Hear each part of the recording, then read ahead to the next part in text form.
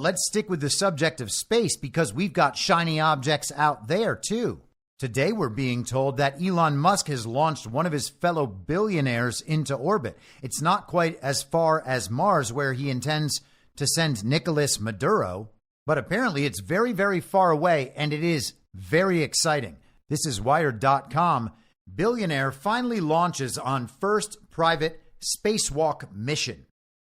One of the most ambitious space tourism missions in history has launched, with the all-commercial crew set to hit a number of milestones during its 5 days in space, including the first ever privately funded human spacewalk. The mission, called Polaris Dawn, took off from NASA's Kennedy Space Center in Florida Tuesday, September 10th at 5:23 a.m. Eastern Time. The four-person crew traveling inside a SpaceX Crew Dragon vehicle atop one of the California company's Falcon 9 rockets comprises Jared Isaacman, the billionaire who funded the mission, SpaceX engineers Sarah Gillis and Anna Menon, and pilot Scott Poteet. Jonathan McDowell, an astronomer at the Harvard-Smithsonian Center for Astrophysics, says the mission's pioneering spacewalk is a gimmick in some respects, but, quote, if you look at it as developing the capability independent of NASA to do spacewalks, that is potentially important, he says. And I don't know how people from Harvard can just go around calling space stuff a gimmick. This is extremely serious science. If we are ever going to escape this earthly cage and thrust ourselves outward into that black infinite void, hoping to find new life on the uninhabitable desert of Mars, we're going to need to be able to at least do a spacewalk, and no one has done a spacewalk in 52 years for some reason. It's not because they can't. It's not because they can't. It's because they don't want to. It's because they're not in the mood. They haven't showered, and they have a little bit of a headache. Plus, they're tired from work and maybe feeling a little cranky. It just wasn't time for a spacewalk. But I'm sure they'll make it up to us. Let's keep hearing more about the science. Initially set to launch at the end of August, Polaris Dawn was pushed back first due to technical concerns and weather, and later because of a botched landing of another Falcon 9 rocket, which resulted in the FAA temporarily grounding the Falcon 9 fleet. The crew remained in quarantine for the duration, but kept busy with additional training. Yeah, you don't want a bunch of spacemen catching a cold before they blast off. Post-launch, the Crew Dragon spacecraft was placed into an orbit that will take it as high as 1,400 kilometers above the Earth's surface, making this the farthest astronauts will have traveled from Earth since the Apollo 17 mission to the moon in 1972, and the highest altitude ever achieved by a woman. Wow! This is the farthest humans have traveled since the last time humans walked on the moon, Isaacman said in a pre-launch briefing at the Kennedy Space Center on August 19th. And that's strange. Is that the most interesting thing he's said? Because they already told us that. Isaacman, the CEO of the U.S. payment firm Shift4, flew to space previously in September 2021 on the Inspiration 4 mission. That mission, which also ran on a SpaceX Crew Dragon vehicle at a cost of somewhere up to $200 million, showcased the ability of SpaceX to allow the ultra-rich to pay for the ultimate thrill, a trip to orbit as a space tourist. The cost of the Polaris Dawn mission has not been revealed. Now, I find it interesting that this guy, Jared Isaacman, is involved with payment systems. He's also involved with cryptocurrencies. And in 2022, he launched a project called Caring with Crypto that raised money for nonprofit organizations on a cryptocurrency fundraising platform called The Giving Block. In the article announcing this on their website, they note that the Caring with Crypto campaign will include $10 million in matching funds and include support for Ukraine relief efforts. I don't know much about this guy at all, but that sounds a little odd, a little scammy, and pretty pro-regime. But then again, Elon Musk is taking a next-generation and Web3 payment platform company owner and launching him into space. In cryptocurrency parlance, a cryptocurrency taking off is said to be headed to the moon, and people often represent it with the rocket blasting off emoji. Elon has talked countless times about adding a payment processing feature onto X, formerly Twitter. And who knows if there's a connection here? This could be eventually a tie-in with Doge. Elon constantly talks about Doge going to the moon. Doge seems like it could potentially be that payment currency on Twitter. So who knows? Maybe we will find some tie-in there. But let's go back to Wired.com. Space tourism missions have happened multiple times before, beginning in 2001 when the U.S. businessman Dennis Tito became the first paying customer aboard a Russian Soyuz capsule to the International Space Station. In the past few years, dozens of paying customers of companies such as Virgin Galactic and Blue Origin have also taken brief suborbital hops into space lasting minutes. Space. We almost made it to the final frontier. But Crew Dragon, partially funded by nearly $5 billion of NASA money to ferry astronauts to and from the ISS in the wake of the space shuttle's retirement in 2011, brings a whole new angle to such missions. The vehicle, about as roomy as a large car with accommodation for up to 7 passengers, can launch bespoke flights to Earth orbit, not just to the ISS, and enable new types of missions. Ah, yes, walking around in space. Totally enabled with just $5 billion of NASA money. Now, that might sound like a lot, but that only represents 20% of their annual budget, which leaves them with a good $20 billion to psyop the shit out of us and fund the science in universities. NASA, I mean, sure, Nazis started it, but without them, we will never escape this earthly cage. And I'm just saying that metaphorically, of course. Everybody knows we can go to space anytime. I mean, not in the last 50 years, but besides that, anytime. From now forward, anytime we want, we can go to space. I mean, hopefully. Hopefully everything with this mission goes just fine and nothing crazy happens. And the video we get of this very real event won't look like it was created by AI at all. There's no way it's all being done in some Hollywood film studio. We know that the actors, travelers, are all on board the rocket because they quarantined for weeks since the last time. Isaacman is working to make commercial spaceflight about science and exploration and to dispel the notion that it is just thrill-seeking and adventure tourism, says Jordan Bim, a historian of science at the University of Chicago. Earlier this month, SpaceX also revealed that it would launch a first-ever mission over Earth's poles, not featuring Isaacson, on Crew Dragon in late 2024.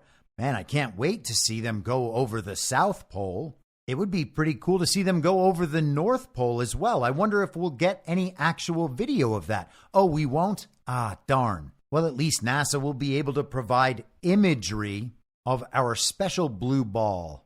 SpaceX's goal is to use these missions to kickstart its own era of human spaceflight. Elon Musk, the company's CEO, has made no secret of the fact that his ultimate goal is to make humans multi-planetary and send the first people to live on Mars in the coming years with a large new rocket his company is developing. Called Starship, the rocket is already contracted with NASA to begin human landings on the moon in 2026. To that end, Polaris Dawn is designed as an early foray into the more ambitious private human space flights, with the mission delayed from an initial planned launch date in November 2022. Also intended to raise millions of dollars in charitable funds through sponsorship deals and donations for the St. Jude Children's Research Hospital in the U.S. The crew went into quarantine a week before the launch to ensure they remained healthy ahead of the flight. Well, hey, at least they're doing this whole thing for a really good cause. It's been delayed 2 years, but now it's finally here. The anticipation only makes it feel more real. The attempt at the high orbit of 1,400 kilometers will occur just hours into the mission, and it is intended to eclipse the record for the highest non-lunar orbit of Earth set at 1,370 kilometers by NASA's Gemini 11 spacecraft in September 1966.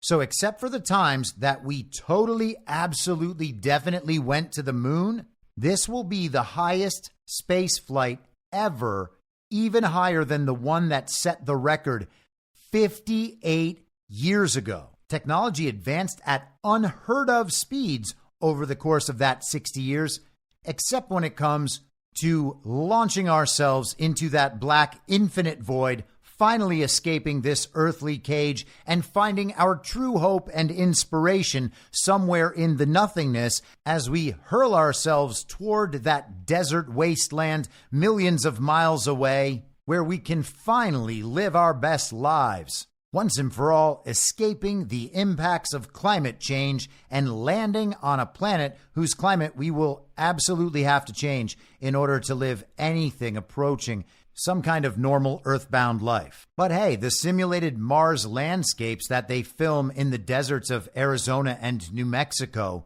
sure do look like great tourist locations. The flight will touch the, quote, inner regions of Earth's Van Allen radiation belt, said Menon, one of the women, in the briefing.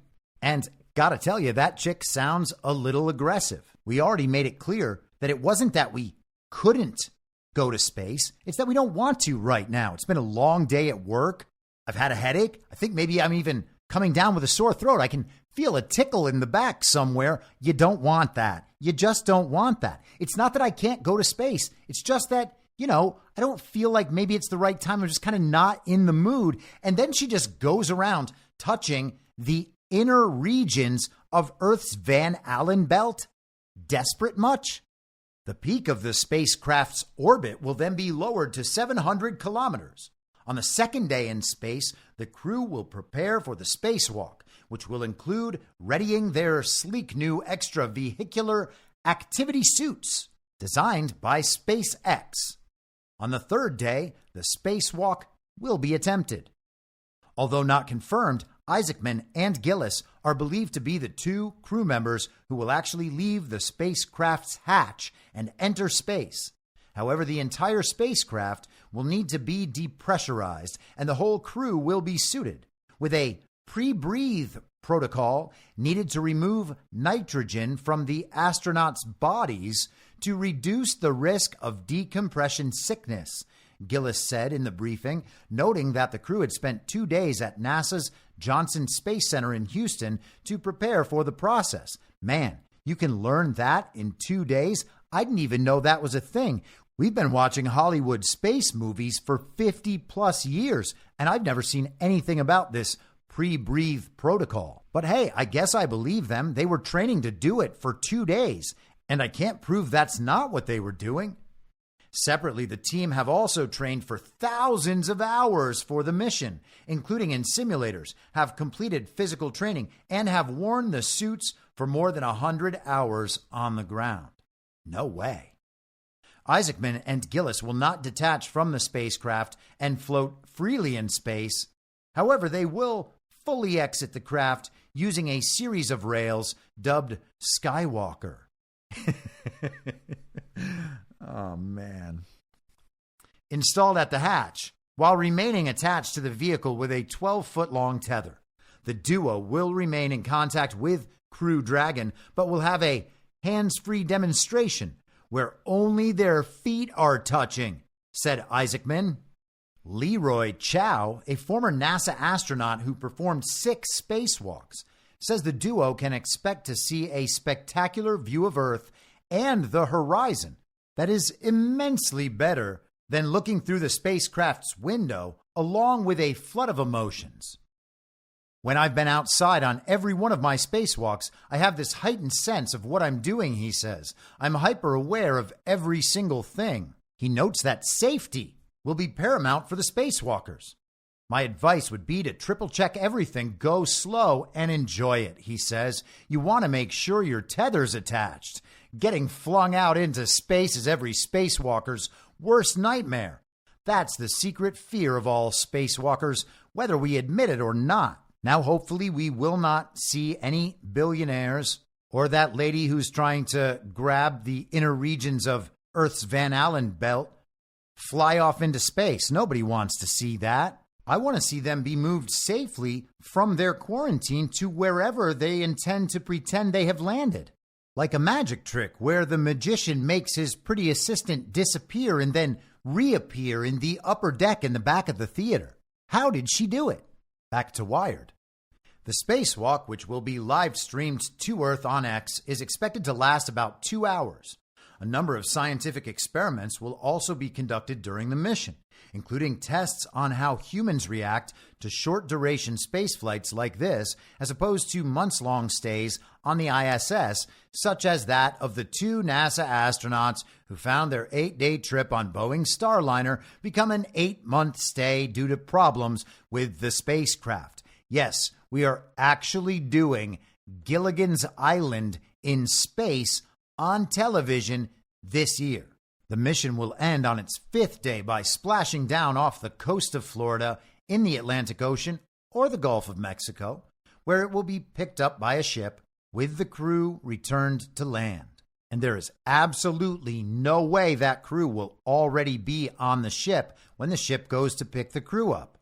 Isaacman then hopes to launch a second Polaris Dawn mission on Crew Dragon in the coming years, possibly a mission to boost NASA's Hubble Space Telescope. Although Isaacman was coy about that prospect and NASA has not yet given its approval. The Polaris program will end a 3rd mission that will be the first crewed flight of Starship.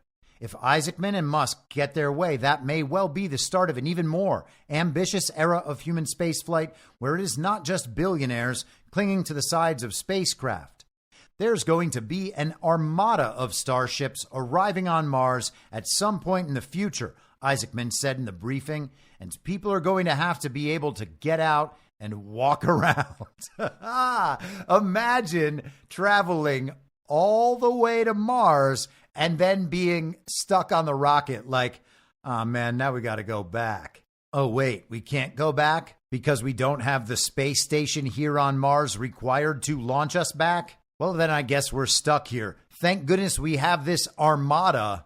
And I'm just kidding, guys. I'm sure all of this is very real and we're going to be on Mars in no time. And again, just this week, 4 years ago, back in that glorious 2020, they put bacteria on the outside of the space station and found that it could survive, which means that bacteria can survive a journey through space, which means that bacteria could get to Mars, which means that bacteria could have gone to Mars and created these ancient civilizations that are no longer around because, of course, we're not able to spot them on all of the Mars rovers that we definitely have there and not in the Arizona or New Mexico desert. And that means that life is at least possible on Mars, and that means that we could get to Mars someday and then have life there. We know all of that because there were bacteria on the outside of the International Space Station. And oh yeah, they named it Conan the Bacterium because of how strong it was. Such fortitude.